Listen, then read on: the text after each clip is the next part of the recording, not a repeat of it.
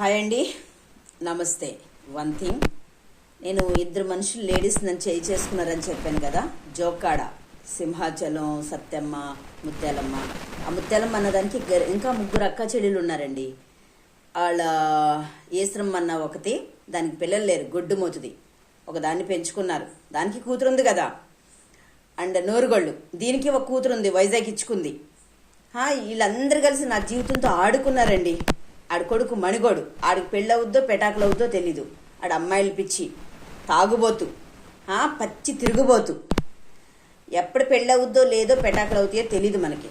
So request చేస్తున్నాను ఏంటంటే, నన్ను ప్రేమించే వాళ్ళందరూ క్రిస్టియన్స్ ఉంటే నా కోసం ప్రార్థన చేయండి, అండ్ వాళ్ళ కోసం ప్రార్థన చేయండి.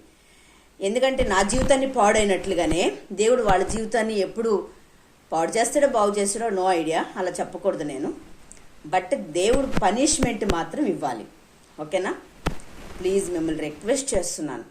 నాకు పిచ్చి అనుకుంటారో ఏమనుకుంటారో నేను జీర్ణించుకోలేకపోతున్నాను. నేను అవి నా హృదయానికి నచ్చ చెప్పుకోలేకపోతున్నాను. వాళ్ళు చేసిన అన్యాయం, వాళ్ళు చేసిన మోసాలు నా జీవితంలోకి ఎందుకండి? వాళ్ళ జీవితంలోకి నేను వెళ్తున్నానా? వెధవ సన్నాసులు, లేడీస్ అండి, లేడీస్ శత్రువు అంటారు కదా. నా కుటుంబంలోకి వచ్చి నా కుటుంబాన్ని నాశనం చేయడానికి ముత్యాలమ్మ, ఏశ్రమ్మ, నూరుగోళ్ళు వీళ్ళే కారకులు. మణిగోడు, జాన్గోడు, యేసు అమాజీ కొడుకు, వీళ్ళందరూ కారకులే. మెయిన్ ముద్దాయిలు వీళ్ళే. తర్వాత ఏశ్రమ్మ, నాయుడు ఏశ్రమ్మ ఉంది, అండ్ మోదమ్మ ఉంది, మా అక్కలక్ష్మి, అచ్చాలక్ష్మి, మరి చిన్నాయుడు ఉన్నాడు, అండ్ ఇంకా చాలామంది ఉన్నారు. అన్ని పేర్లు నేను లిస్ట్ చదవలేను. సో వాళ్ళందరికీ దేవుడు పనిష్మెంట్ ఇవ్వాలని ప్రార్థన చేయండి. ప్లీజ్ రిక్వెస్ట్ చేస్తున్నాను. Thank you.